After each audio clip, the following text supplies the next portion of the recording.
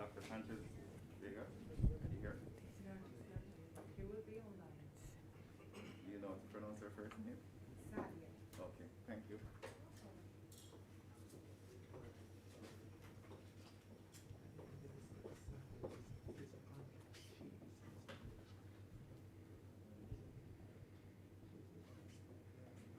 Vera or Vera? Vera. Okay, Vera.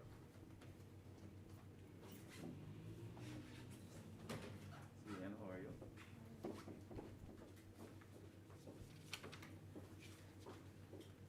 Are you ready for me?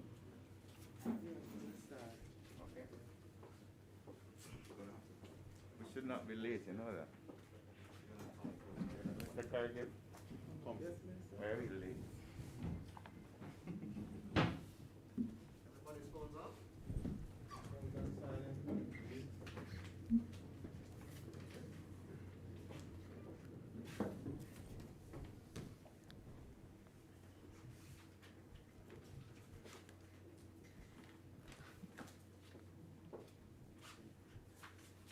Recording in progress.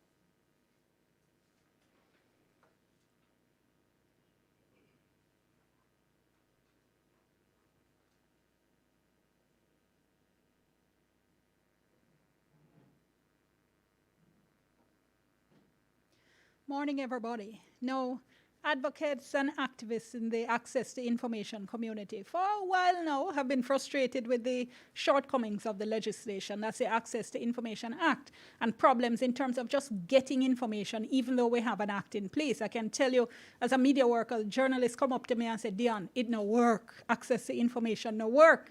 So the 2002 Act that came into effect in 2004 needs reform. There's no question about that. A Joint Select Committee of Parliament in 2011 had made, if memory serves me, 18 recommendations for reforming the law, but none of those were put in place by successive administrations.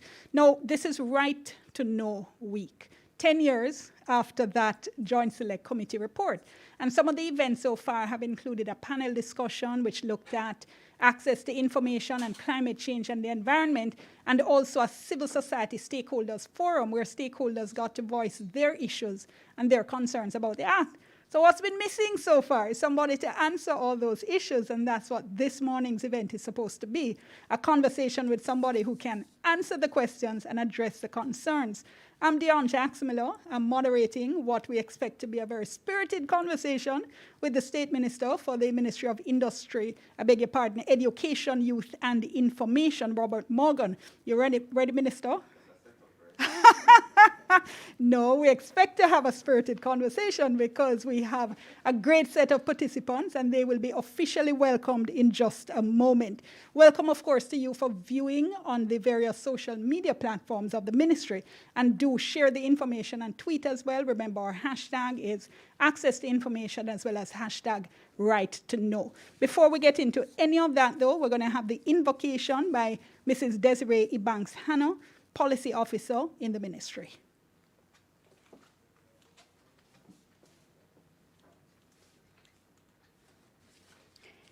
Good morning. Living God, how majestic is your name. We thank you for how you have blessed us this week. We have been enriched by these lively discussions where we have been forced to examine the current way we treat access to information. Thank you for broadening our minds through each person sharing their ideas. We are so grateful to have such creative minds partaking in this year's Right to Know Week. May the solutions discussed this week be transformed into policies that will make the nation a better place and bring you glory. Father, I pray that you'll guide today's agenda in a manner where it will be impactful and that the solutions discussed will bear fruit. Lord, cover us as we fulfill our callings to serve our nation. It is in Jesus' name we believe and pray. Amen. Thank you so much. And now to give the official welcome is Mr. Dwayne Cargill. He is Principal Director, Acting Principal Director in the ministry.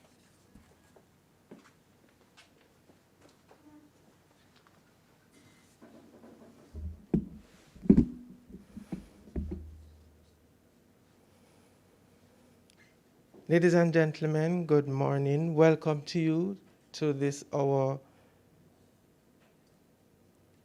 final event in our Right to Know Week. This morning, conversation with State Minister, Honorable Robert Morgan. I want to acknowledge and welcome in our presence the Honorable Robert Morgan, State Minister in the Ministry of Education, Youth and Information. We acknowledge our Permanent Secretary, Dr. Grace McLean, and our Chief Education Officer Acting, Dr. Kassan Troop, and all the members from the Executive Management Group of the Ministry of Education, Youth and Information. Let me also welcome Dr. Saudia Beatrice Sanchez Vargas, who is the Director and Representative of the UNESCO Cluster Office for the Caribbean. We also want to welcome and acknowledge our moderator facilitator, who has done an excellent job on Wednesday, and we expect that she will also do a great job today, Mrs. Dionne Jackson-Miller. Our panelists are our participants who will engage with Minister Morgan this morning. We have Mr. Richard Lumsden. He's the Director, Economic Reform Monitoring Unit in the Ministry of Finance and the Public Service. We have Ms. Isabel Vera Bermudez. She's Advisor for Communications and Information from the UNESCO Cluster Office for the Caribbean. We also have Ms. Jeanette Calder, who is Executive Director, Jamaica Accountability Meter Portal. And our final participant is Ms. Suyen Thompson, and she's the first Vice President with responsibility for advocacy, policy research, and development in the Jamaica Union of Tertiary Students. I also want to welcome and acknowledge our Senior Director in the Access to Information Unit, Mr. Damian Cox, and the team members from that unit who has done an excellent job in planning these activities. I want to also acknowledge all the persons on the different platforms, Facebook, YouTube, Instagram. We want to also acknowledge those watching on Zoom, and we encourage your participation in today's session.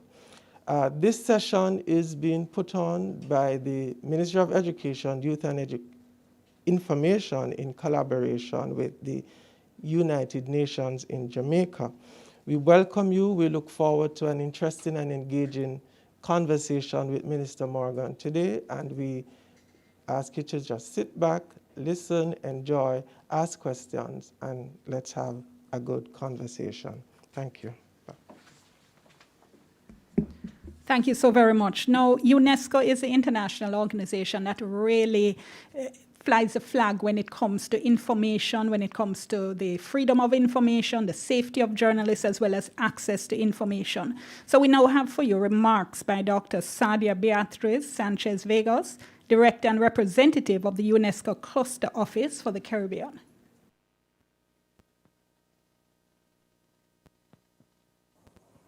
Minister of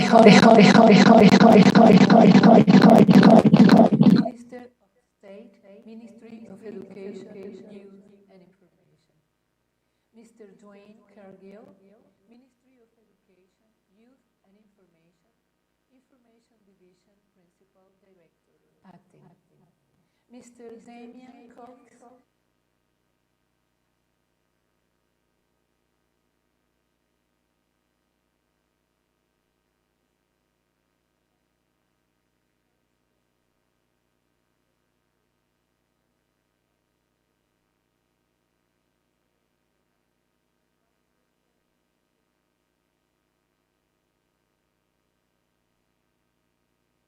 Ms. Janet Carter, Executive Director, Jamaica Accountability Meter Portal. Mrs. Dionne Jackson Miller, Facilitator, Attorney at Law, Journalist. Mr. Richard Lumsden, Director, Economic Reform, Monitoring Unit, Ministry of Finance and the Public Service. Ms. Swain Thompson, the first Vice President, Advocacy, Policy Research and Development, Jamaica Union of Tertiary Students. Members of the Information Division and Access to Information Unit. Other distinguished guests, members of the media, ladies and gentlemen. The Universal Declaration of Human Rights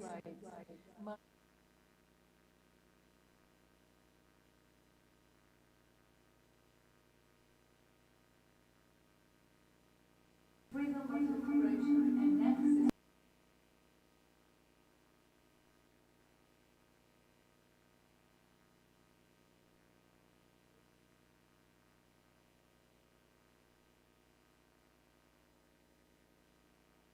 includes freedom to hold opinions without interference and to seek, receive, and impart information and ideas through any media and regardless of frontiers. End the quote. The Sustainable Development Goal number 16 of the 2030 Agenda promote just, peaceful, and inclusive society, and its target 16.1 reinforces access to information as a fundamental human right. The COVID scenario has raised the need for a global reflection on the impact of access to and quality of information on democratic participation and the culture of peace, as well as on decision-making and the exercise action to address the technological, social, and ethical gaps to achieve the aspiration of a sustainable development based on public access.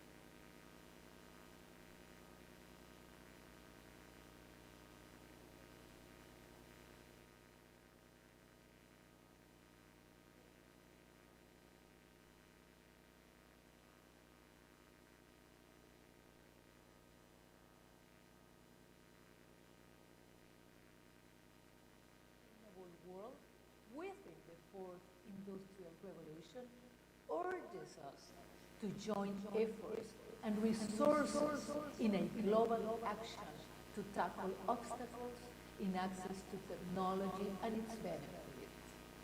In addition, the digital inequalities made it urgent that we address divides in digital access, skills, and literacy.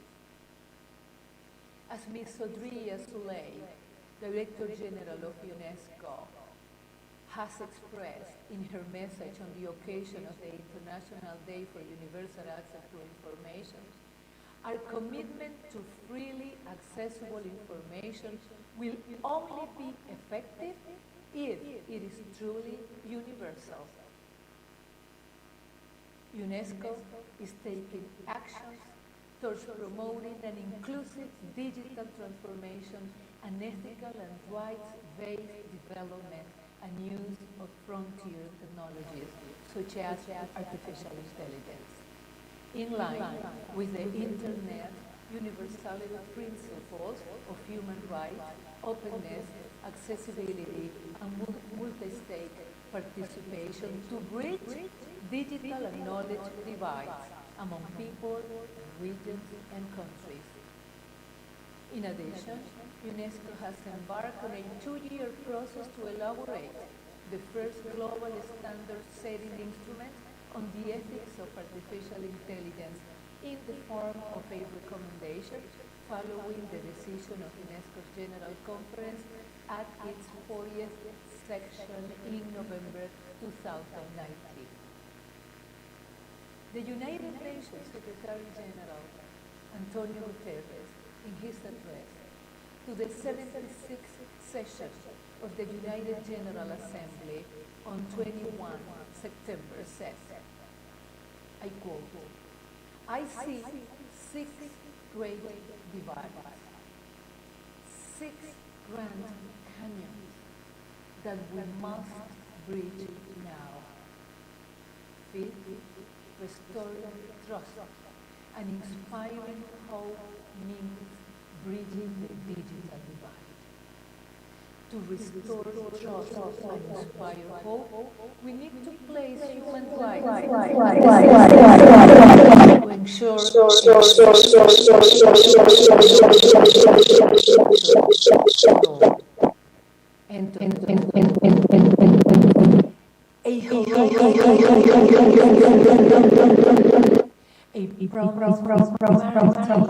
enjoyment and right to information. Living no one behind in the digital future implies building a bridge that everyone can cross without exclusions, without disadvantages, without prejudice. Digital opportunities in sustainable development should be a space wide open to diversity. Girls, women, boys, men, young people, the elderly, persons with disabilities, indigenous peoples and Afro-descendants, people in a situation of human mobility, people deprived of liberty, and all of those with the undeniable potential to contribute to that sustainable development. All those with the right of crossing that bridge. Thank you very much for your kind attention.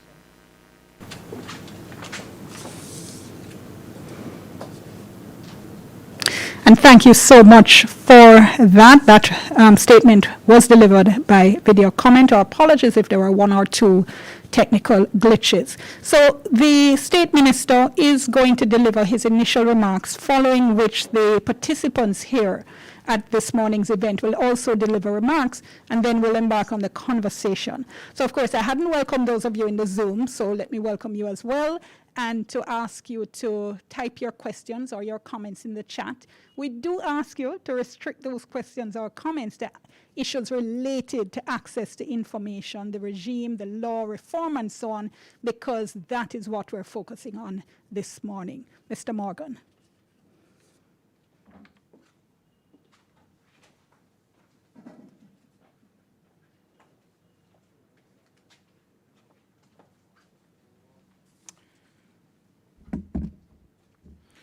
Thank you very much, Dionne. And thanks to Ms. Sadia Beatriz Sanchez Vegas, Director Representative of the UNESCO Cluster Office for the Caribbean, who delivered recorded remarks. Also, Dr. Grace McLean, want to acknowledge her, Acting Permanent Secretary, Dr. Kassan Troop, Acting Chief Education Officer, Mr. Dwayne Cargill, who participated in the orchestration of this forum. He is the Principal Director Acting of the Information Division, as well as members of the executive team, Mr. Damian Cox, Senior Director, and members of the Access to Information Unit team. Panelists, Mr. Richard Lumsden, Director of Economic Reform Monitoring Unit at the Ministry of Finance and the Public Service, Ms. Janet Calder, Executive Director of the Jamaica Accountability Meter Portal, Ms. Isabel Vera Bermudez, Advisor for Communications and Information, UNESCO Cluster Office for the Caribbean, Ms. Suyan Thompson, First Vice President, Advocacy Policy Research and Development at the Jamaica Union of Tertiary Students. Ladies and gentlemen, good morning. I want to thank you for joining us here at Right to Know Week for this conversation on the importance of access to information laws and implementation to build back strong institutions for public good and sustainable development. This is the final event in this year's 19th year of Right to Know Week. Activities in partnership with the United Nations in Jamaica under the theme Right to Know, the Right to Know, Building Back Better with Access to Information. We're also pleased to have the support and participation of UNESCO Cluster Office for the Caribbean in this very important conversation on the importance of access to information laws and implementation to build back strong institutions for public good and sustainable development. Jamaica is one of 125 countries to enact ATI legislation during the period 2001 to 2019, and we were one of the first set of countries to do so as our Access to Information Act was passed in 2002, and we're on the cusp of celebrating 20 years of access to information rights in Jamaica. The UNESCO 2019 Access to Information, a new promise for sustainable development, highlights the well-needed, well-crafted ATI legislation and its rigorous implementation and promotes development in our democracy. There is no debate among government and civil society on whether access to information is fundamental for good governance, transparency, accountability, and essential to ensuring public participation in national decision-making. In Jamaica, we are guided by the objectives of the Access to Information Act, which are to increase governance and accountability, transparency, and public participation in national decision-making. The right to information is guaranteed by the Access to Information Act 2002, hereinafter referred to as the ATI Act. So persons can see or get copies of official government documents as broadly defined by the Act, subject to any exceptions or exemptions which may apply from whatever ministry, agency, or department that has the information. Documentation and information access services provided by public authorities, as they are broadly defined by the Act, is a service. It is a service that has legal timelines, and the government is committed to putting the appropriate systems in place to ensure compliance. It is for this reason that we see public access to information broadly and are designing our systems to encompass the use of technology to improve records and information management within government and improve processes and operations of ministries, agencies, and departments. This will allow for more efficient and timely access to information. There's also, in some instances, the proactive sharing of information across government under the open data policy being led by the Ministry of Finance, Ministry of Science, Energy, and Technology. The 2018 Panama Accord provides a good context for understanding the importance of access to information laws and their implementation, particularly as it relates to the economic impact of access to information. The Panama Accord states, Good governance and accountability and accountable institutions are critical for poverty reduction and development effectiveness. There's a clear correlation between aggregate measures of government and per capita income across countries. The ability of governments to effectively provide public goods to support an environment that can generate jobs and growth, to address market failures, and to engage citizens in the process remains fundamental and allows for transparent, rule-based societies that further enable private sector investment. Ladies and gentlemen, public access to information refers to the presence of a robust system through which information is made available to citizens and others. The government of Jamaica also understands this important right to the citizens and Jamaica, and Jamaicans are, my apologies, and we are committed to fast-tracking the review of the Access to Information Act reforms. The Ministry of Education, Youth and Information is currently awaiting comments from the Attorney General's Chamber on a Cabinet submission with respect to this review. Once the comments are received, we will move to submit to Cabinet for consideration. We're committed to have meaningful consultations with the public during the review period and would like to hear your feedback and recommendations. After almost 20 years of operations, we know that there are some good practices that will remain, but there are some gaps that need to be addressed. Ladies and gentlemen, thank you once again for taking part in this conversation over the last few days on the importance of access to information laws and implementation to build back strong institutions for public good and sustainable development.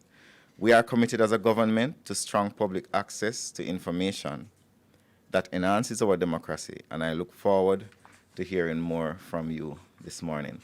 Thank you very much, ladies and gentlemen.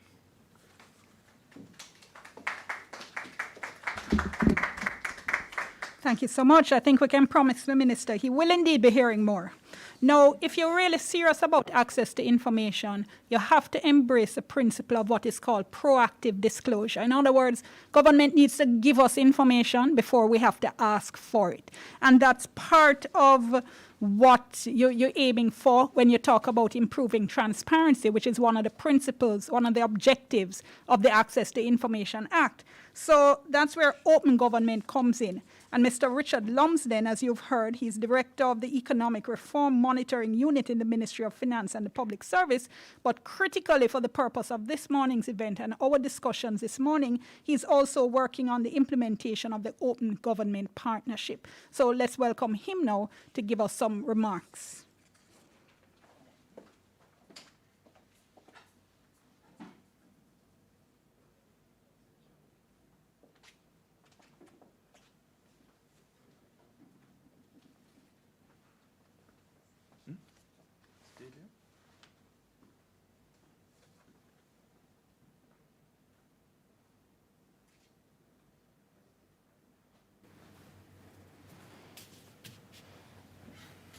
Okay.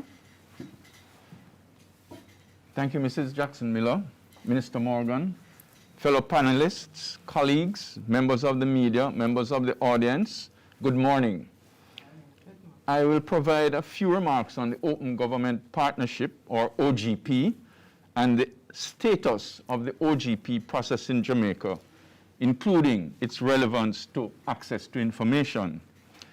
The Open Government Partnership is an international multi-stakeholder platform working to make countries more open, accountable, and responsive to citizens. The OGP was founded in September 2011 by 8 founding governments and 9 civil society leaders, and has subsequently grown to include 78 national members, a growing number of local governments, and over 3,000 civil society organizations. The OGP process is guided by the values of access to information, first and foremost value, civic participation, public accountability, and the application of technology and innovation for transparency and accountability. Participation in the OGP requires countries to endorse a high-level open government declaration, to deliver a national action plan developed through public consultation with civil society with commitments that advance those OGP values and commit to independent reporting on its implementation. The government of Jamaica became a member of the Open Government Partnership in December 2016 through a letter of intent signed by Prime Minister Andrew Holness. The GOJ, the government, is committed to developing and submitting the first OGP National Action Plan for Jamaica in 2021 and to monitoring its implementation through August 2023. Civil society engagement in the OGP process commenced in 2018. A civil society OGP workshop was held on May 9th, 2019 in collaboration with the OGP, and a civil society working group has continued meeting through 2019 until the present. The formal launch of the OGP process in Jamaica was held on January 15th, 2021, as a virtual event with the main address by the Minister of Finance and Public Service, Dr. the Honorable Nigel Clark, who is the ministerial focal point for the OGP in Jamaica. The OGP Multi-Stakeholder Forum, or MSF, has been established to provide oversight and guidance to the co-creation process for the development, submission, implementation, monitoring, and reporting for each National Action Plan for Jamaica. The MSF has equal numbers of government and civil society members, with 6 government members and 6 civil society members, and a government co-chair and a civil society co-chair. The civil society representatives of the MSF have been appointed based on a self-selection process developed, agreed, and executed by civil society organizations and stakeholders. And the civil society co-chair was selected by the civil society representatives of the Multi-Stakeholder Forum. The MSF has held 4 meetings to date and has undertaken the planning for the co-creation process for Jamaica's first National Action Plan under the Open Government Partnership. 4 suggested thematic areas have been proposed for co-created commitments under the OGP in Jamaica based on the results of voting by civil society stakeholders on the ranking of the priority focus areas for the OGP. These 4 thematic areas for commitment are justice and human rights, natural resources, environment and climate, access to information, and youth. Consequently, the Multi-Stakeholder Forum has organized stakeholder consultation group meetings in each of these 4 priority thematic areas in order to develop draft commitments for consideration for inclusion in the OGP National Action Plan. The first such OGP stakeholder consultation group was held yesterday for justice and human rights.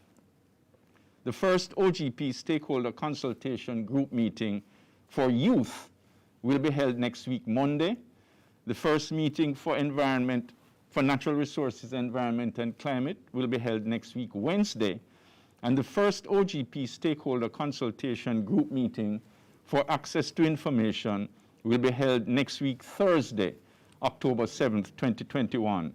These are all virtual meetings, given the conditions of the ongoing coronavirus pandemic in Jamaica and globally.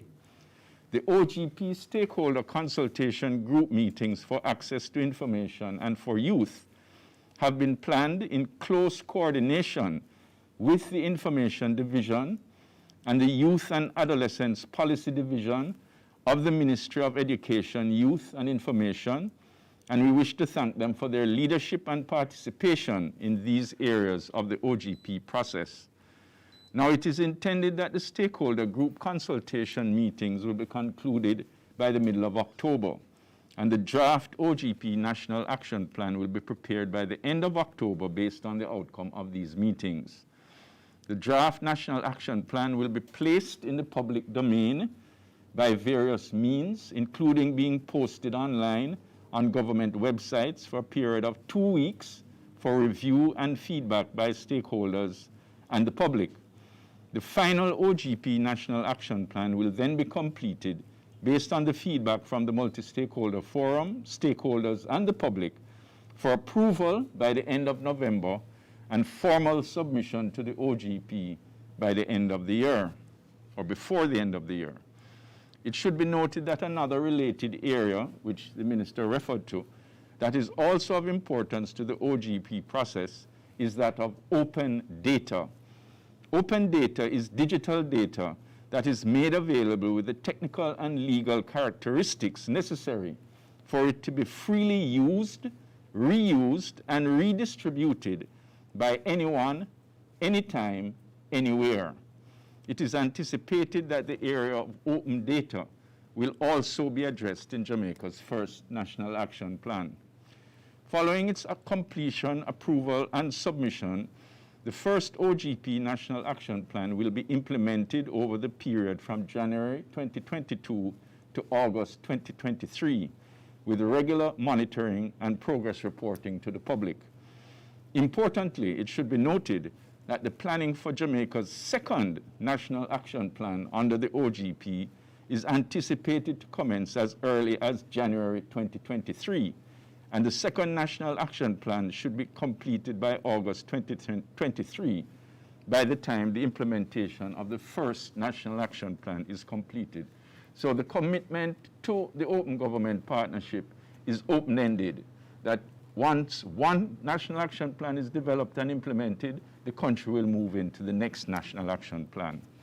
Finally, we note that the benefits of enhanced open governance to the citizens and residents of Jamaica include the following: better access to information on the performance of government ministries and agencies and on matters of public interest, greater transparency on the allocation and expenditure of public resources, strengthen mechanisms to detect and address corruption in the administration of government and public bodies, enhanced ability to hold government and public officials accountable for the efficient and effective use of public resources and the achievement of targeted results, and greater opportunities for citizens to participate in the determination of government priorities and the monitoring of outcomes.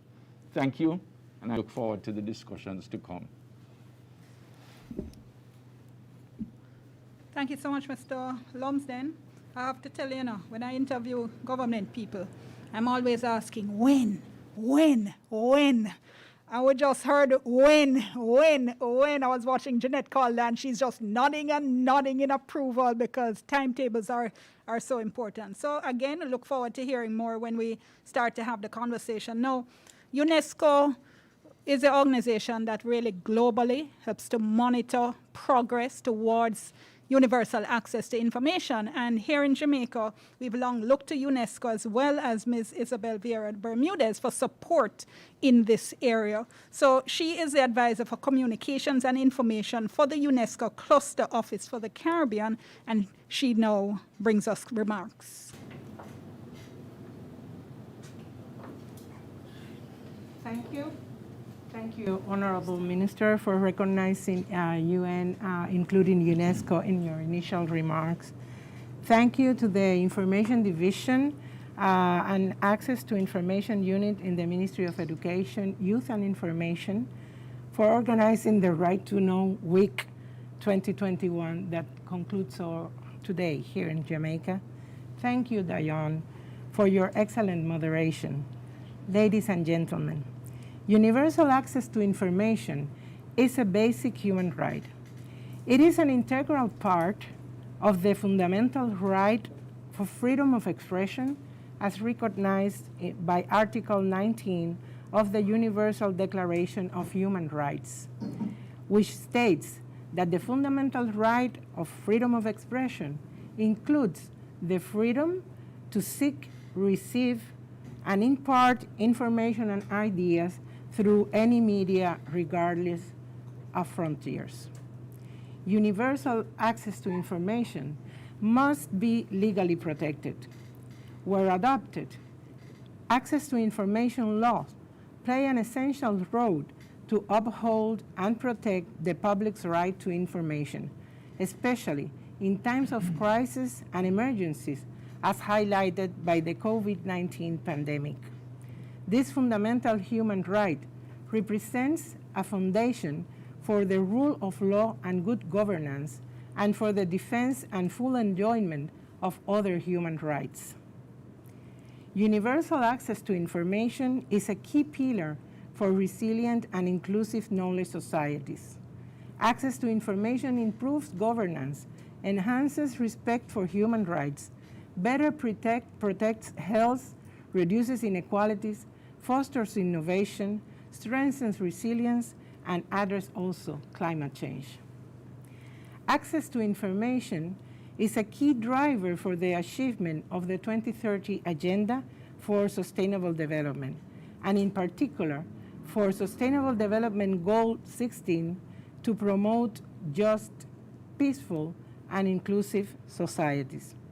SDG Indicator 16.10.2 measures the number of countries that adopt and implement constitutional, statutory, and/or policy guarantees for public access to information.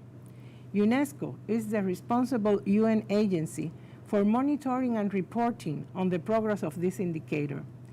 Currently, 132 UN member states have adopted legal frameworks for public access to information. Laws on access to information contribute to better governance and transparency. Greater openness benefits not only citizens, but also governments by prompting better record management, making decisions and services more efficient, and, as their best role, serving as a safeguard against misgovernment and corruption. International cooperation is needed in the field of access to information for the environment, health, and human rights. The right of access to information contributes to ensuring that decisions are taken in the best interest of humanity and of the planet. Promoting open access to information, open access and open data, especially in the scientific domain, is essential. Regional instruments like our Aarhus Convention, the Council of Europe Convention on Access to Official Documents, and the Regional Agreement on Access to Information, Public Participation, and Justice in Environmental Matters in Latin America and the Caribbean can serve as frameworks to enhance environment governance, to promote public access to environmental information, including to the decision-making processes on matters concerning the local, national, and transboundary environment. Access to information has not only contributed to strengthening responsive and reliable relationships between civil societies and governments, but also it has demonstrated that value of public participation in decision-making processes and in access to justice. Achieving equality and inclusion for all so that no one is left behind is an urgent issue. Persons of all groups, like persons with disabilities, women, young girls, indigenous peoples, and others, have full enjoyment of their right to access to information. This is our aspiration. The digital era has increased gender, age, ability, rural, urban, and other inequalities, making it urgent that we all address divides in digital access, in skills, in literacy. The right to information is also vital to develop free, independent, and pluralistic media. It is essential to strengthen media's capacity to counter false and misleading information, to counter hate speech, to promote intercultural understanding, and to fight radicalization and violent extremism. Ladies and gentlemen, access to information is certainly of high importance to small island developing states like Jamaica and our sister countries in the Caribbean that are faced with specific developing challenges and vulnerabilities. We firmly believe that the multidimensional views on our combined expertise will be valuable for ensuring that the realities of the Caribbean small island developing states, and in particular of Jamaica, are adequately considered when we discuss at the global level the different angles and issues regarding access to information. I look forward to our discussions of today and to strengthen our collaboration on promoting universal access to information in Jamaica. Thank you.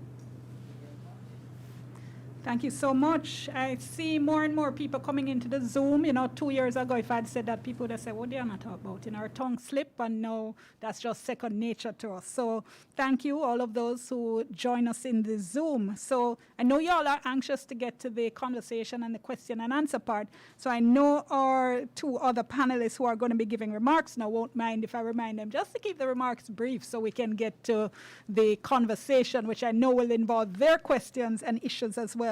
So let's go first now to the Executive Director of the Jamaica Accountability Meter Portal, Jeanette Calder, who has emerged as one of our foremost voices on holding government to account. Dionne, it's really, really, really good to be here this morning. Thank you very much, Minister, to my other panelists. But I have to say, I'm going to see if I can try this in Spanish. Señorita Vieira, estoy muy agradecida para su contribución. How was that? Not bad. That was great. Thank you. It was really good to follow after both yourself and Mr. Lumsden. I'm really happy to say that I'm also a part of the Open Government Partnership stakeholders. I'm sorry I missed the meeting, Richard, but we were busy with ATI yesterday and with the Minister and Mr. Cargill and team. But I paid very careful attention to Ms. Vieira's words a while ago. And some of these words we have heard from time to time, but they've really come to hold a lot of meaning for me. You talked about Jamaica being signatories to international instruments and declarations, reminding us of commitments that we've made, not just locally, but internationally. The minister in particularly started off with reassuring us with his commitments, and since I'm known as one who holds people to account for the words, it's always good to start there. But transparency, accountability, good governance, you mentioned better records management, efficiency in government, public participation, which means a lot to me.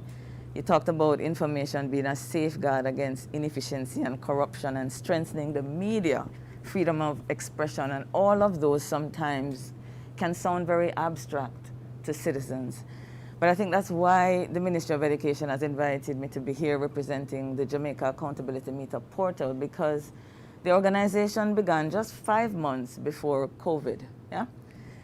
And we have really literally been trying to take all of these words that the previous panelists mentioned out of the abstract and into real life in a way in which it can connect with the citizen and help us to be very present to something we hear all the time as citizens, but became a deep conviction for me, which is that citizens are owners of this country, that citizens are in fact the employers. I walked into a wonderful building here at the Ministry of Education. I'm mindful that everyone that I passed, every light that is on, the camera team that's here supporting us today, the desk that I'm sitting at, have all been funded and financed, the entire machinery of government, by the citizens in this room, the citizens that are online, and the citizens that are listening on the other platform. But what does that mean? And what is its connection to the access to information legislation and what JAMP is doing here in Jamaica?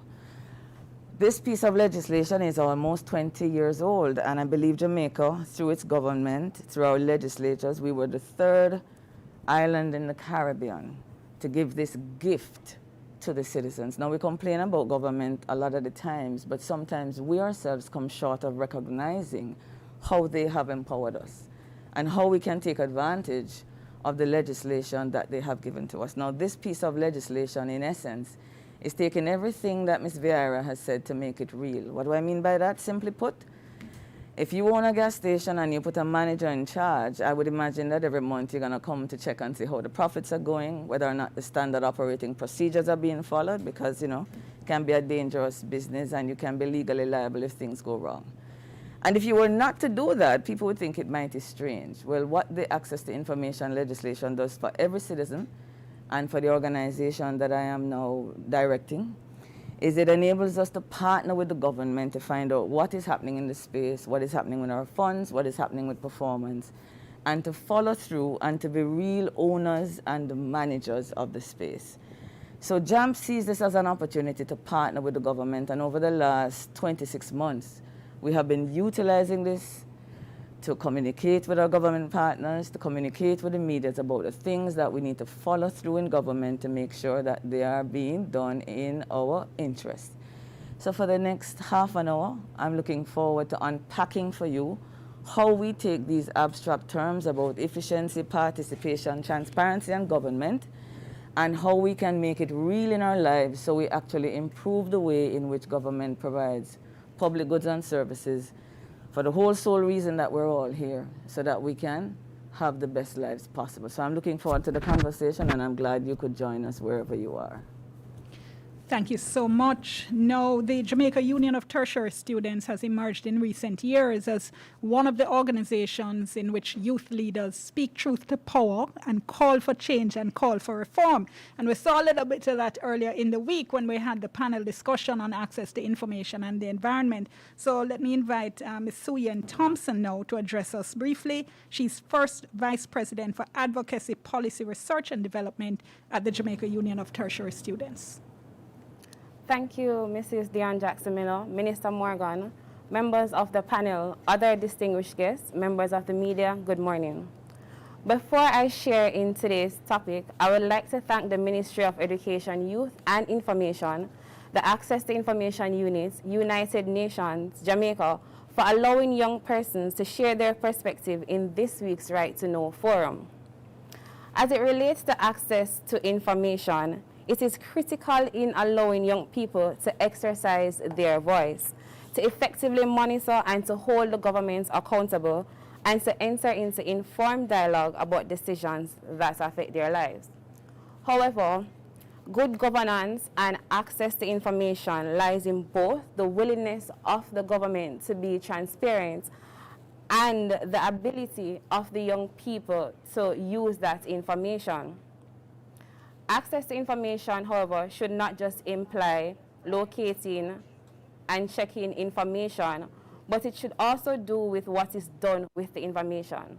Having the ability to critique the information, to process the information, and to analyze the information is of utmost importance. Therefore, it is imperative that young persons must be trained how to process such information. But the question that we should ask ourselves is, what is access? Is it information that is readily available, or does it have to do with how information is shared or applied? Or simply, is it both? This is something that we should consider, and I look forward to the discussions to come. Thank you. Okay, thank you so very much. So it's time now for conversation. And again, for those of you in the Zoom, we remind you, just type your questions or comments into the chat. I know our participants also have questions and comments that they want to put to State Minister Robert Morgan as well. But let me just kick off with the most asked question. It came up earlier at the panel discussion. It comes up in every discussion with civil society advocates, which is, when are we going to see the process of reform of the Access to Information Act? Now, during the last parliamentary year, the Justice Minister was heading a committee, was supposed to head a joint select committee of Parliament that was supposed to accept submissions for the review of the Act. That never met. I did speak to him a couple months ago, and he said at that time there were so many joint select committees meeting that Parliament needed to clear some of those before another one would be able to start meeting. Mr. Morgan, any update or comment for us on that issue? I think that we're now at AG's chambers. And I'll make the statement. Our legislative process is very challenging. I personally, as minister, have about 2 or 3 pieces of things that are there as well. There are other ministries there. We have to keep pushing to get it from AG so that whatever we write and submit is synchronized with the laws that we already have on the books, and there's no conflict. So I expect that within a couple of months, probably 3 or 4, it would leave from AG and then go to cabinet. And then after that, you will then have the ability to have consultations. I do not expect us to have a new law until probably late 2022, 2023. That I'm being very clear on that. I don't expect it because the legislative agenda is very packed, and I don't know if Mr. Cox would challenge that 2023 perspective. But I think that's a little ambitious, but I think if we push, we can get it done. Okay, initially though, what we had heard was that the Access to Information Act, the Official Secrets Act, as well as the Archives Act would all be reviewed together by that Joint Select Committee, and I know an amendment of the Archives Act recently was announced. So do you know if we're still looking at that kind of joint process? I think we are. I think all of them need to be reviewed, and I think that's one of the things that Cabinet has to decide as it relates to, do you keep them separate or do you commingle them together? I think that for good practice, that is something that I wouldn't have a challenge with, but there's a higher policy decision that needs to take place. But we also have to recognize that there are other considerations within the society that other persons may have a perspective on it. So we wouldn't be able to give a definitive situation as to what the final laws will look like until we have the consultations and take those into consideration when we are deciding what to finally do. But I don't think the government is challenged in making a merger of them, but that has to be decided at a higher policy level than here. Okay, Jeanette, let me bring you in here on the process, what you've heard so far, both from Mr. Morgan, Mr. Lumsden. For you as a civil society advocate, does it sound as if what needs to happen is happening? Dionne, one of the spaces that JAMP has been paying attention to is the legislature. Trying to demystify it for citizens so that we can be more involved, understand what is happening in the space. I agree with the minister that one thing I can say is that in the last couple of years, it has been very active in the space. What we as citizens have been really asking for is a matter of prioritization. So sometimes when I look at the agenda, I recognize that there are a whole lot of sessions. The Senate is working hard, the representatives, the staff of the Parliament in particular. I would want to comment on what the minister has said in light of what else is on the agenda. And as a citizen to be able to have that kind of conversation that says, Minister, but what about this, that you're working on this? I kind of think that what this does for democracy and all of these things that's going to be happening with OGP, we could really push this down a little and bump this up a bit. So it's very difficult to say in general. I think what I've heard from Minister sounds really realistic. He has literally given us a year. He has explained the challenges, but it's very hard for me to say we couldn't do better without having that opportunity to see what else is the Cabinet Office and the Office of the Prime Minister putting ahead of access to information. And outside of that, it's hard to tell, but I would be okay with the end of 2022. I would certainly be comfortable with that. There's a lot that we can still do with the Act as it is until 2022. Okay, now, one of the issues with the Access to Information Act is that when it comes to the courts, the Act only applies to the administrative side of the courts. So if you want to try, for instance, to access a transcript, you can't do it by way of access to information. This is something that journalist Zara Burton has spoken on and written on, in fact, in columns in the paper. So she has a question, which is, will access to civil and criminal court records be included in the revision of the Access to Information Act? What kind of engagement has been taking place with the Chief Justice on this issue? Is there a barrier to access court documents? Yes. No? So Zara, in fact, in one of her columns, outlined a particular situation in which she was trying to work on a story which involved a particular individual who had had a matter before the court and wasn't able to access. She was trying to help him through access to information, and the response was that the Act does not cover this, which it doesn't. That is something that we'd have to definitely discuss with the Chief Justice. Yes, you're right, only administrative documents are covered, but before we can even pronounce on it, as you would know, the courts are very are very strong on protecting their autonomy. So that's a consultation that we would have to have with the Chief Justice. That has not happened yet, however. So I'm happy you raised it so I can have it here. Okay, because of course, if you're talking in the context, and the Chief Justice and the judiciary recently issued statements, continuing to point out how much they are dedicated to ensuring that the public continues to have access to the courts by way of the open justice principle, which is a principle of our Constitution. But then if you can listen to a matter in open court, but then later on when you're trying to refer, you have difficulty getting the documents, that seems to be a kind of, there's a discrepancy there. And I know it's something that we've seen in other jurisdictions. So the English Act, for instance, also has that particular provision, but I think it needs to be examined and see whether or not it does hold up in the interests of transparency and democracy. Dionne, I would like to, can I make a comment on your comment? Well, it's a conversation with the minister, so absolutely. So I think one of the challenges that I have with a lot of conversations, and not particularly this one, but I don't think in many cases they recognize the reality that exists within our society. So for example, as we continue our justice reforms, one of the things that we're trying to do is to prevent judges from having to personally be writing down notes in court.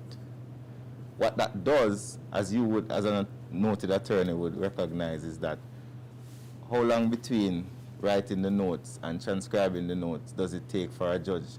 Many appeals have been held up because the transcripts are not available. So as we reform the process, building better courtrooms, we're now live streaming some of the, well, not the case, but the pleadings, the pleadings at the beginning and the opening arguments. I think that based on my listening to the Chief Justice, these are some of the directions that he would like to take to give more access. Because if it is that you can listen to it in open court, then there's nothing secret about it, really. But that a lot of that has to do with infrastructure and the ability of the courts as it transitions to modernize itself. Jeanette said something earlier about priority of legislation. ATI is a priority to, say for example, DJ Miller. But for Ms. Gage Gray at CPFSA, the CCPA reforms is a priority. How does a government determine, say, okay, it's access to information is more important than protecting children?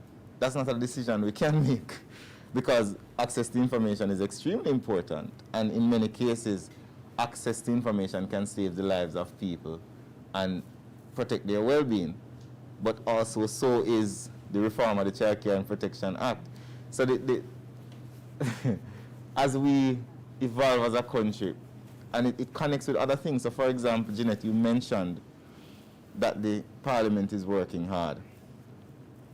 And I'm going to raise this point, not to defend the point, but to use it as an example of why an isolated approach to development of the society is not going to help us. So the Parliament is not fit for a modern society. It doesn't have the space. It doesn't have the space to accommodate more staff. You cannot expand the library.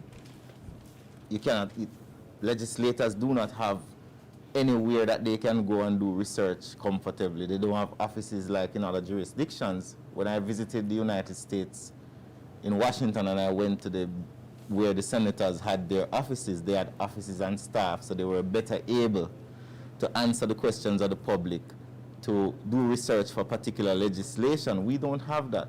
So we have to think, and can use the ATI Act as an example and why it needs reform and why it has taken so long. You have to look at it from a holistic perspective as to what are the impediments towards evolving our legislative process, so that things like the ATI Act, which is very important, do not get stuck and then pushed at the back burner because we need to push in a IMF bill or we need to do this, if you understand where I'm coming from. Yeah, which is actually, but just before I go back to ATI, that's exactly the issue, because it's interesting you mentioned the Child Care and Protection Act. That in itself was 10 years in the making. We've seen the Occupational Safety and Health Act, which is, and you get the picture. Yes. So it's the money bills that always seem to be pushed through. But let me just go back now. Mr. Lumsden, let me ask you, because you gave us, as I mentioned earlier, a very nice timeline of the work that's being done to push out the plans and the policies and so on. But we know there's a gap between, you know, the production of policy, the production of the papers, and then the actual implementation of a project. So as in the case of the ATI, where it's a 2002 act, came into effect in 2004, and it was phased in, realistically, what can we expect of the open government project? Because there is an open data portal that was actually set up, but there's basically nothing on it. Thanks for the question, Dionne. The realistic implementation is in fact one of the criteria by which we will be evaluating the proposals for commitments. So it would not make any sense to include a commitment that is not likely to be implemented within the period of time that the action plan covers, which is really 2 years from August 2021 to August 2023, but we will be completing our action plan by the end of this year. So the implementation period will be effectively from January 2022 to August 2023. So up front in the process, we're now engaging in one of the criteria by which we will be designing and evaluating the National Action Plan commitments will be their feasibility for implementation within that time frame. So that is one of the ways in which we would be addressing timely implementation. And the other is through the requirement for, as I mentioned, rigorous monitoring and progress reporting, including monitoring by an independent reporting mechanism, which is set up by the International OGP Forum involving in-country experts as well. So all of those mechanisms and all of those standards will help us to design a plan that is implementable, and then the process for monitoring and tracking that implementation over the period through August 2023. Okay, we have a question here. In various ministries, I think this is Zara again, there seems to be an over-reliance on access to information. Even when there's no request for documents, which is what ATI covers, it sometimes gets converted to an ATI. Before ATI, there were press officers who could answer questions, where press officers no longer empowered in the ministries to deliver information to journalists, especially in the Ministry of Education. She says the PR person is always directing to the ATI unit, which can take a longer time than necessary. What can be done to re-empower these people to get answers for journalists? And before you start to answer, let me just say that I, as a journalist, have also had the experience where I call into a ministry or an agency asking for information that I know is just right there, and I'm told to direct my question through the access to information process, which of course then has the timelines attached. I now do. So I'm going to address your point first, and then I address the point which refers to an issue that I am knowledgeable about. Okay. So I am very open with information, as you would know, Dionne. If I get called by a journalist and I have the answer to the question, I'll answer it. And I guess my background in communication may influence that. But not every person in government is confident with the information they have and have the authoritative knowledge to respond. And as our media has evolved and our society evolves, the implications of giving incorrect information can be very grave on a person within government. So while I think that this pendulum has swung a little bit too far in the wrong direction as it relates to quickly providing information to a journalist, I myself as a minister understands the challenges sometimes in officers just giving information. What usually happens in many cases is that we have some young officers, because many persons have transitioned from the system, who may not be as knowledgeable about what is happening in the ministry, so they have to refer to the permanent secretary and so on. And then for safety many times, for protection, they then say, okay, let's go through the process. But I have seen numerous other instances, Dionne, where journalists call for information and they get it immediately, or they get it the same day. I get many WhatsApps on my phone from the Gleaner, from other journalists, and I know other ministers do the same thing. So while there have been instances where persons may be a bit concerned of themselves giving information that they are not confident in, there are other instances, which I think is the majority, where they just give the information. As it relates to the over-reliance on ATI, in some cases, and I know of the particular case that is being referred, if you request information that requires a document per se, there are many cases where the officer is going to suggest to you that you go through ATI because that you're asking questions that require an official document. In other cases where it doesn't require an official document, it's very easy to answer. So in the particular case that Ms. Burton is raising, I'm aware of it. A series of questions were asked that required us to delve deep into the ministry to get official documents on a particular case that we did not feel at the time, well, not me, but the ministry did not feel at the time that they could effectively answer without going through a formal process. So it wasn't a case where the ministry was over-relying on ATI. It was a case that the ministry was saying, listen, this is a very sensitive matter of national interest. Let us be careful with the facts that come out, because if we give incorrect information that are not facts, then the liability and the implications for individuals, many of whom do not reside in the ministry but are private citizens, could be challenging.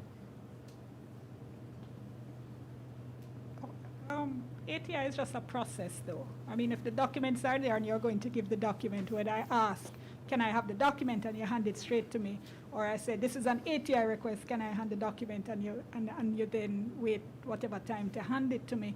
I'm not sure how not making an ATI Let me frame request, it in a different way. right, necessarily. So You're suggesting that errors may be introduced, and I'm not understanding. So let's look at the issue. So let's say Western Hospitality Institute. You ask questions about who was on the board, whether or not scholarships were given, how many money did the ministry spend with Western Hospitality, etc., etc. You ask a myriad of questions that have both legal implications for people, reputational implications for persons. So the ministry cannot just, an officer cannot just go and say, send me that spreadsheet. Because what if that spreadsheet is not correct? What if there are errors on the spreadsheet, right? So in the case of Western Hospitality, we had to say to them, well, the best and most better way to deal with the issue was send it through the process where there's an accountability framework to ensure that any information that you're sending out is accurate. There's no accountability framework if you call me Dionne and I go into down to accounts and say, oh, you have the file for Western Hospitality, and I take a copy of it and send it out. But during the ATI process, you make a request, it has to go through a process of checks and balances to ensure that the information that is being sent out is correct. Okay. And I'm not aware that information that has been requested that is not covered by the exclusion has not been given.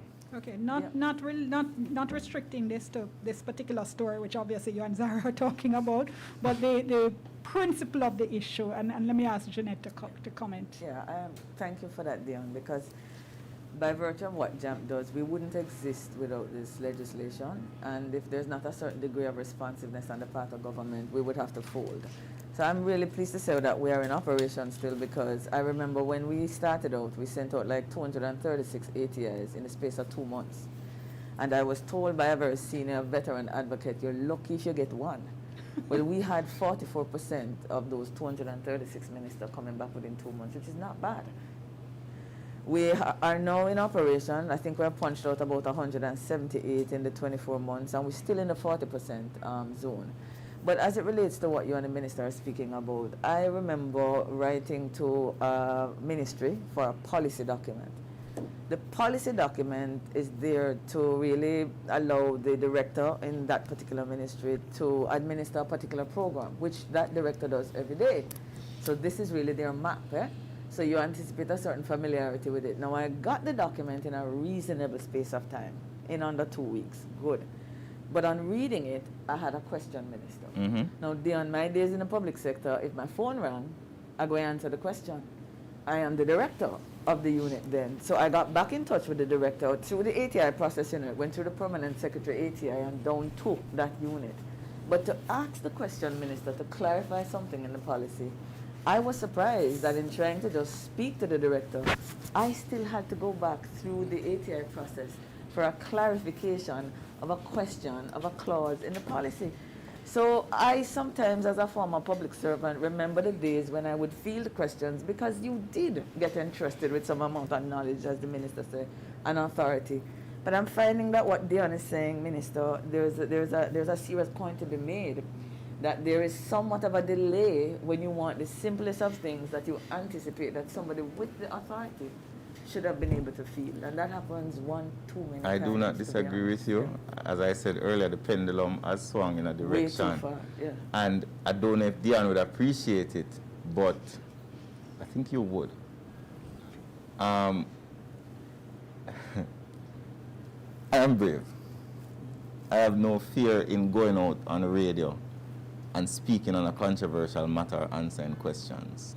That's me. That's what I have been trained to do.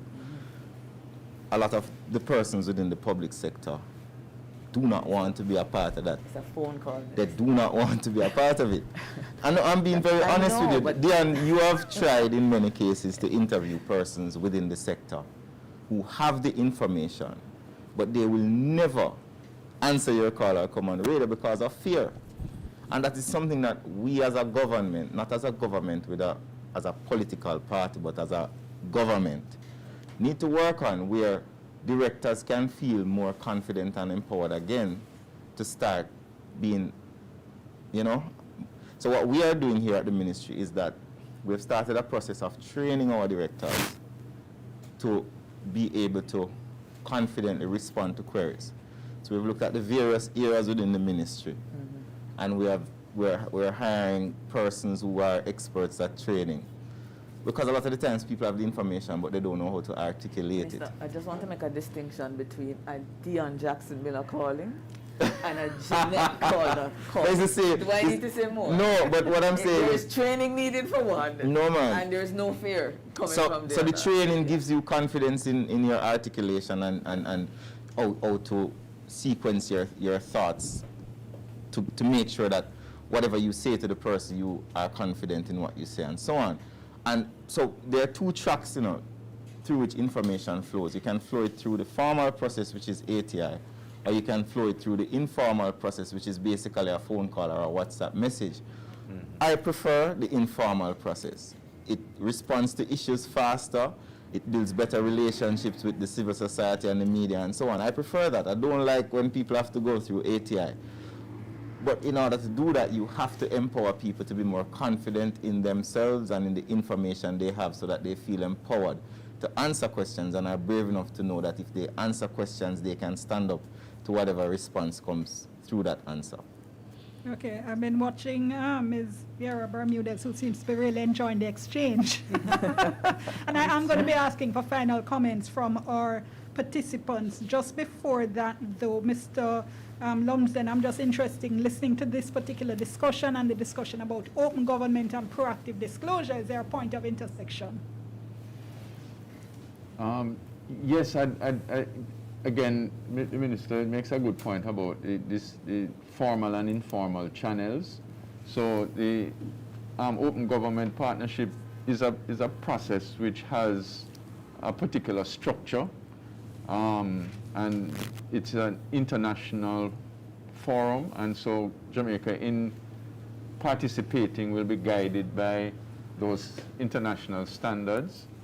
So the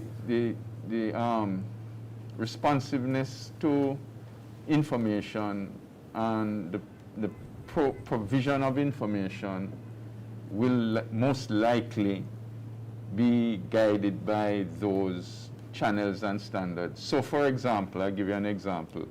One of the requirements for participants in the open government partnership process is that governments should have a dedicated open government partnership website or web page, and then there are conditions about the languages. It must be in all of the official languages that the country uses. it must be searchable, accessible without a password, and all of those sort of standards. So the government is in the process of meeting those standards for channels for provision of information. So far, we've established a document repository for open government partnership documents on the Ministry of Finance's website, and we're proceeding to expand that, that channel. So I think that's the answer that I would give you. For this particular process, will largely be guided by the standards for open government partnership countries. All right, thank you so much. Now, I did apologize a little bit earlier for the technical difficulties we had in the remarks that came from Dr. Sadia Beatriz Sanchez Vega, the Director and Representative of the UNESCO Cluster Office for the Caribbean. But in all fairness, we wanted you to be able to properly hear what she had to say, so we'll be replaying those remarks now.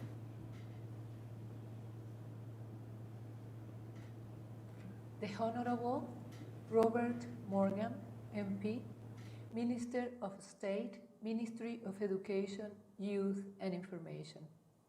Mr. Dwayne Cargill, Ministry of Education, Youth and Information, Information Division Principal Director, Acting.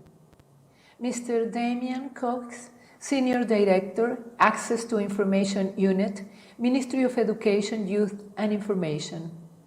Mrs. Desiree Evans-Hanna, Policy Officer, Ministry of Education, Youth and Information.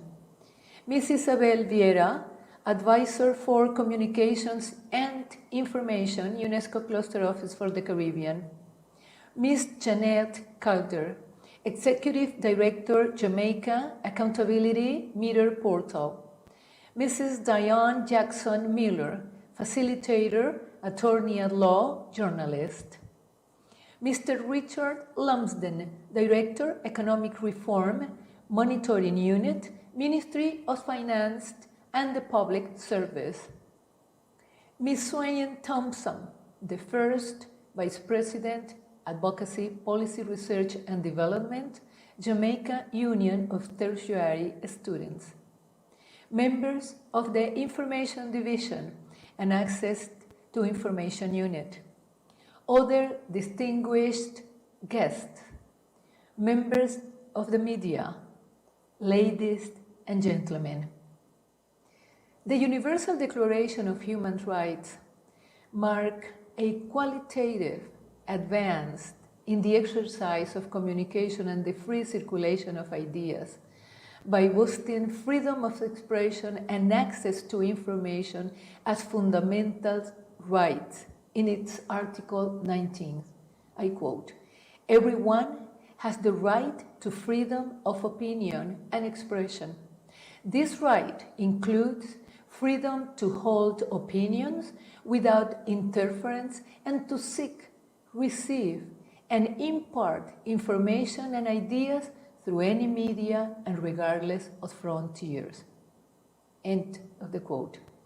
The Sustainable Development Goal number 16 of the 2030 Agenda promote just, peaceful, and inclusive society, and its target 16.1 reinforces access to information as a fundamental human right.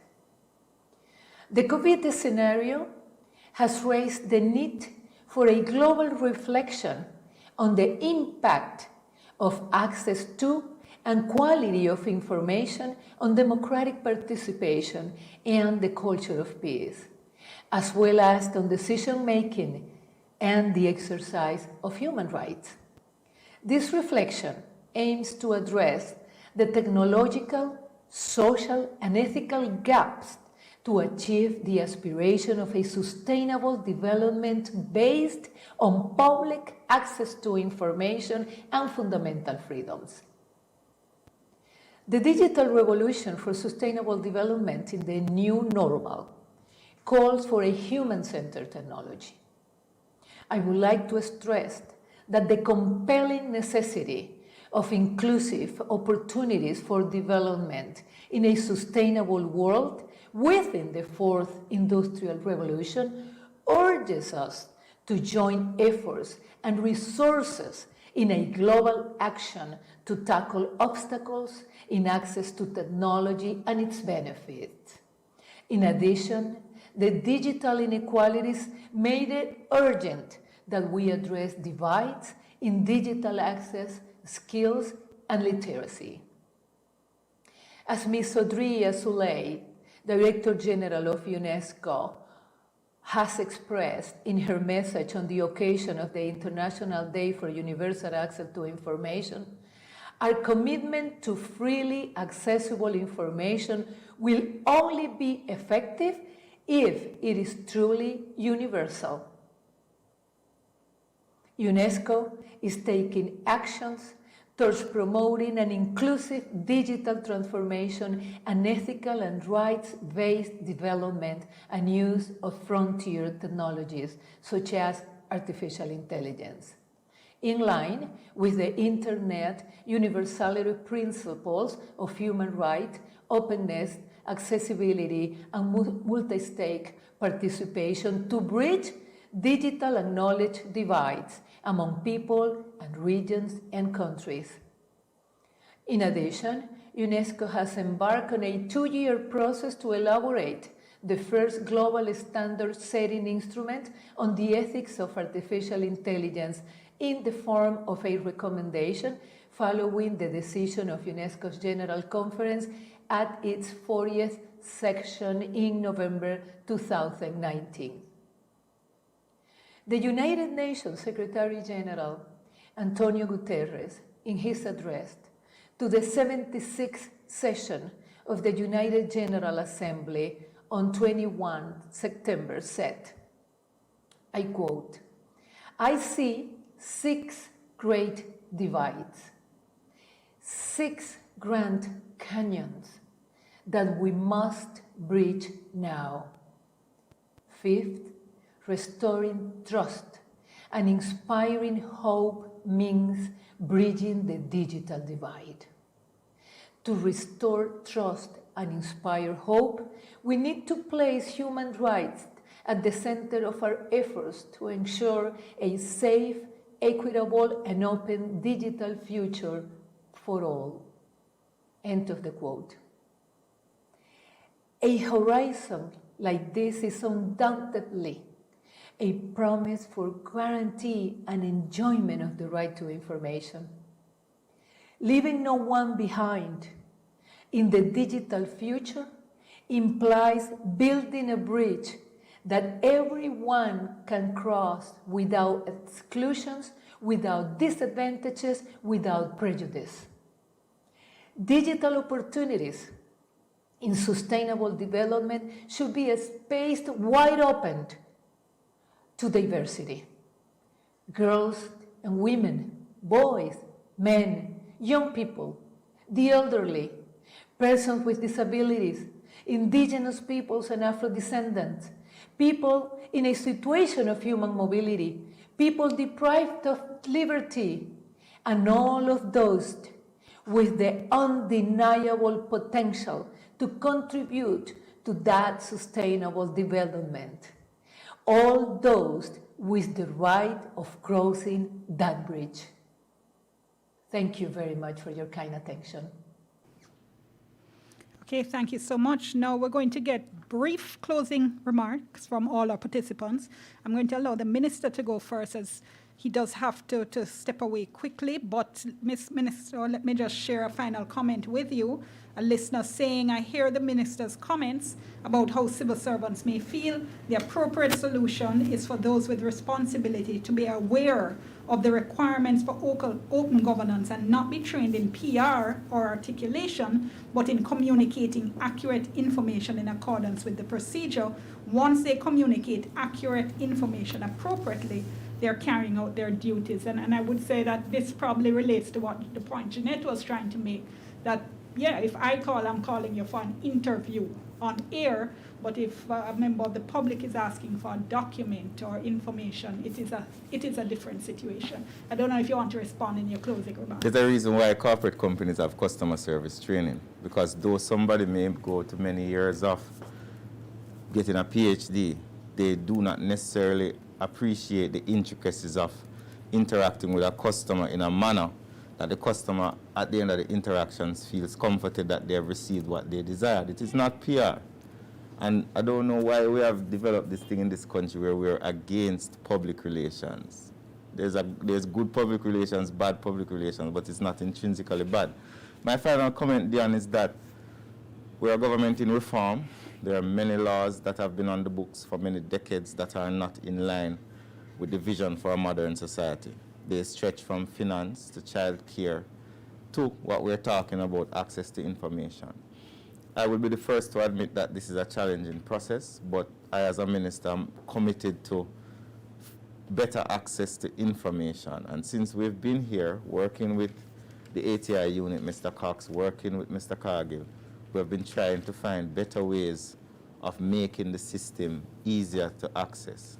One of the things that we're pushing really hard is to reduce the time that it takes for a person to get the information. Simply because the law says 30 days does not mean that the request should take 30 days.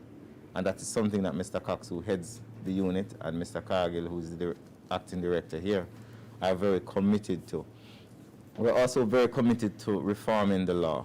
We recognize that though the law has served good purposes over the last decade, the reason that the reform process started was the recognition that it needs to become more in line with modern expectations of a society that is evolving, both in terms of cultural expressions, both in terms of what people expect from their government.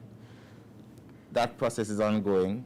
I will not be too promising that it will end quickly, but I will suggest to you that it will end as soon as we can get it to end. And then we'll start over reforming it again as soon as it is tabled. But I want to thank you all for participating. We should have more of these forums where we can, government, civil society, and the public engage positively on matters that are very important. It benefits a government when people have information. As we've seen in the recent COVID situation, lack of information or wrong information can cause serious problems that impact on the health and welfare of the wider population. So I want to thank you, Dionne. Thanks to all the panelists. Jeanette, we haven't spoken in a while. I know. Right. Thanks to all the other panelists. UNESCO, Ministry of Finance, really appreciate it. And the team here who have done an amazing job of filming and projecting us. Thank you very much. Our retreat that started half an hour ago.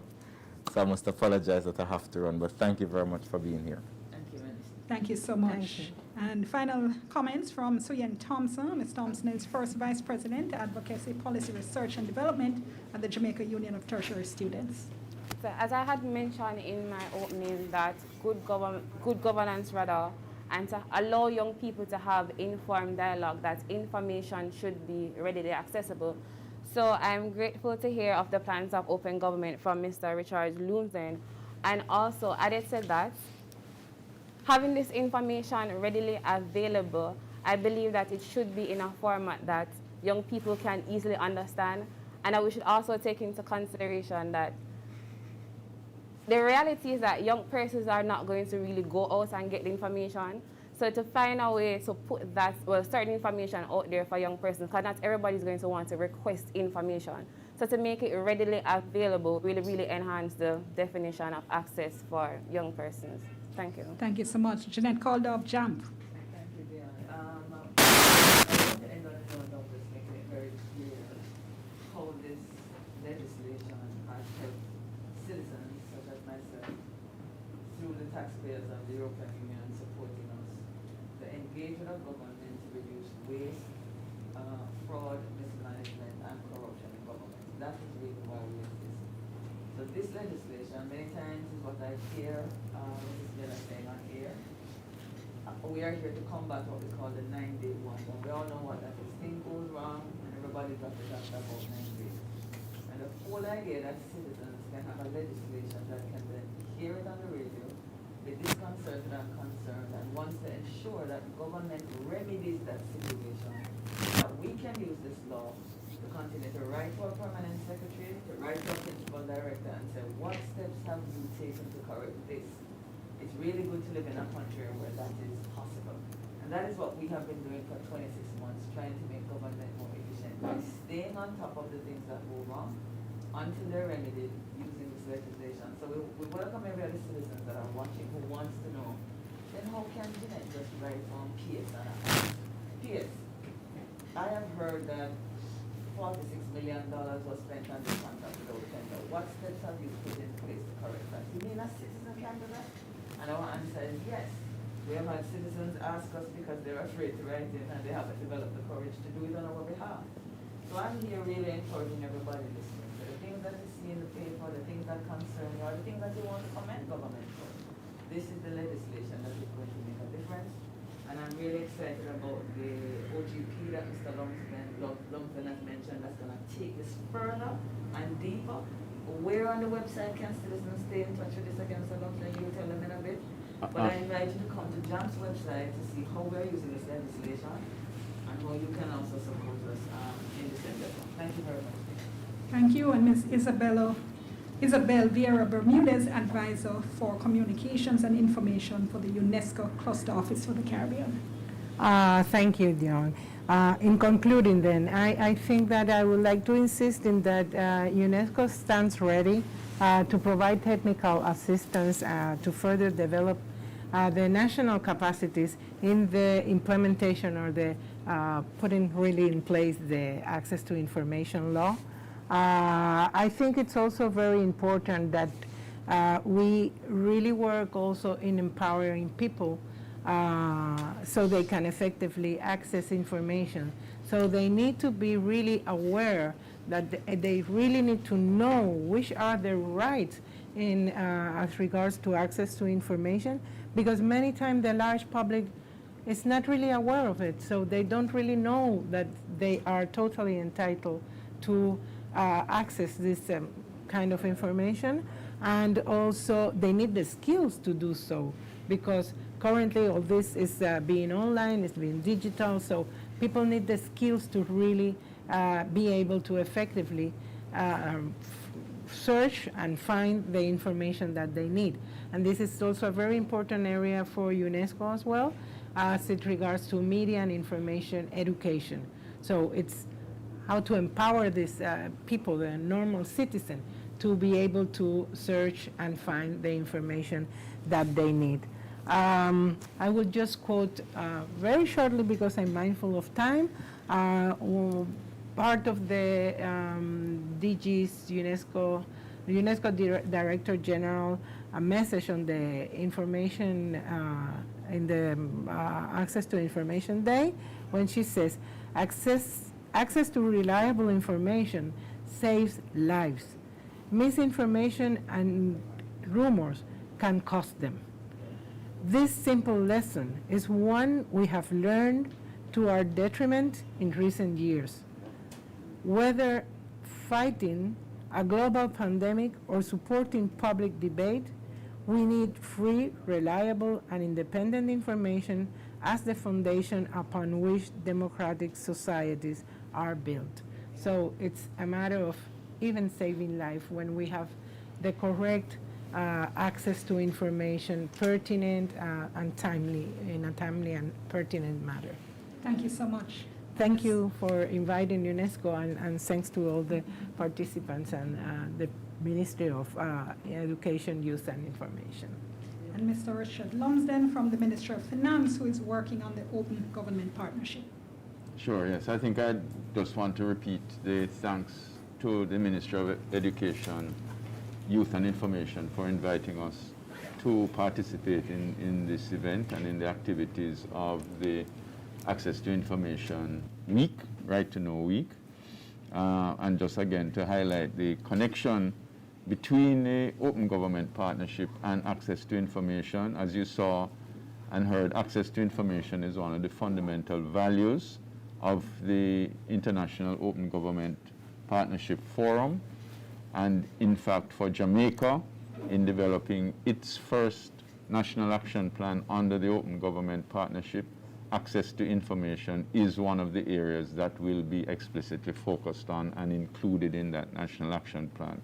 So I look forward to the consultations to come with the stakeholders on access to information next week and the week following, and then subsequently to completing the National Action Plan and to its implementation. Thank you again. Thank you so much. And here now to wrap up the week of activities, to deliver the vote of thanks and no doubt to breathe a huge sigh of relief, we have Damian Cox. Mr. Cox is Senior Director of the Access to Information Unit.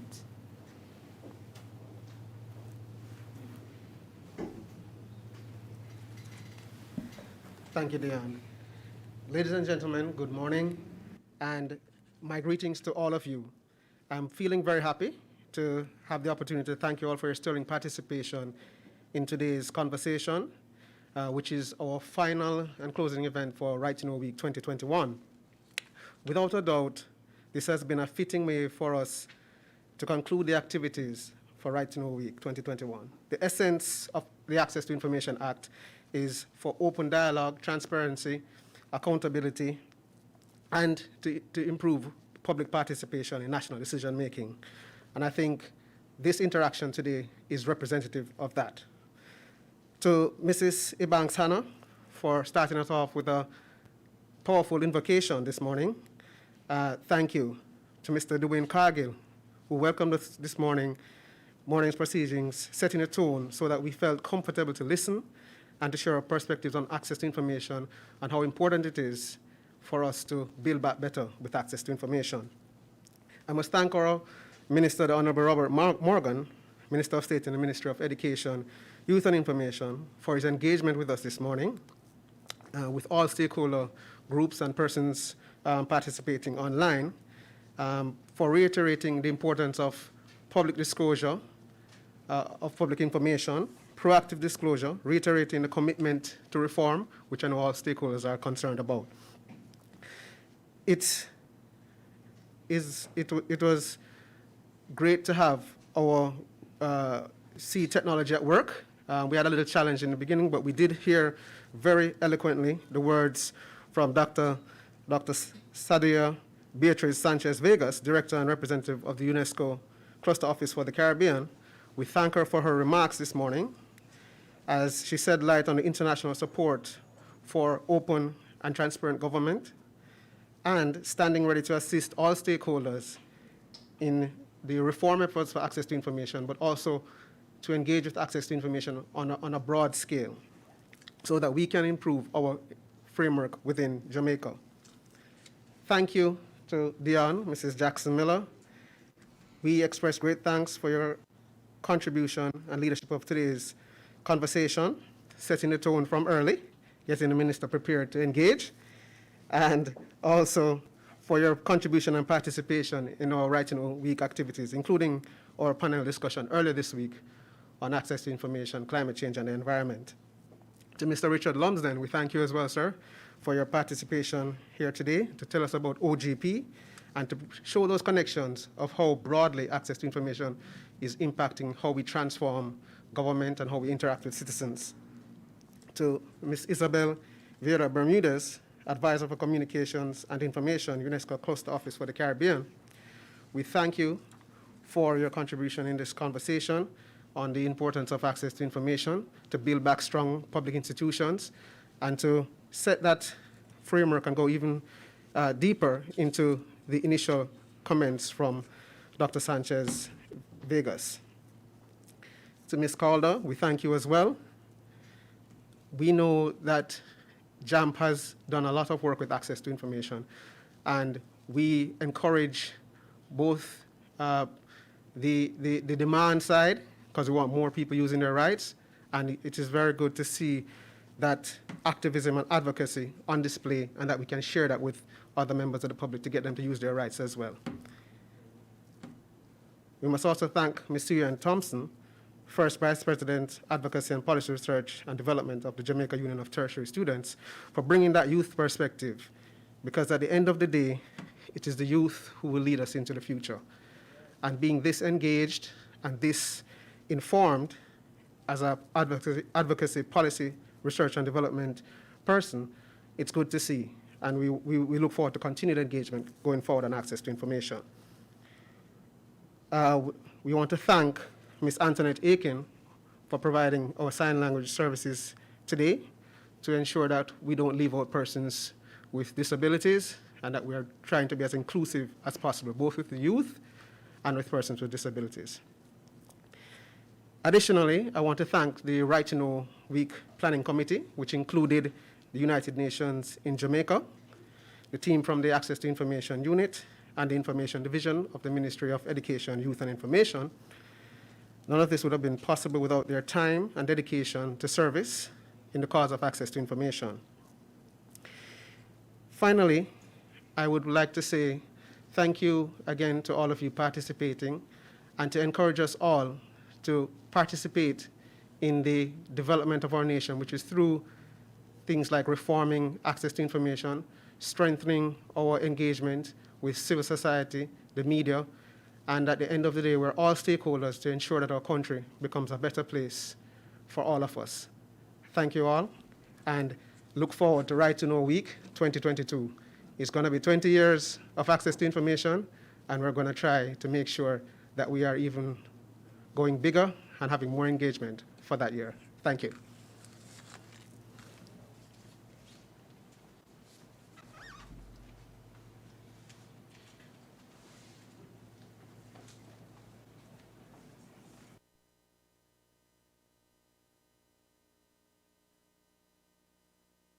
And as we said, that wraps up the week, the Right to Know Week. We continue to advocate, we continue to press for improvements in legislation and the access to information regime, and above all, we continue the conversation and the national dialogue. Thank you much, everybody.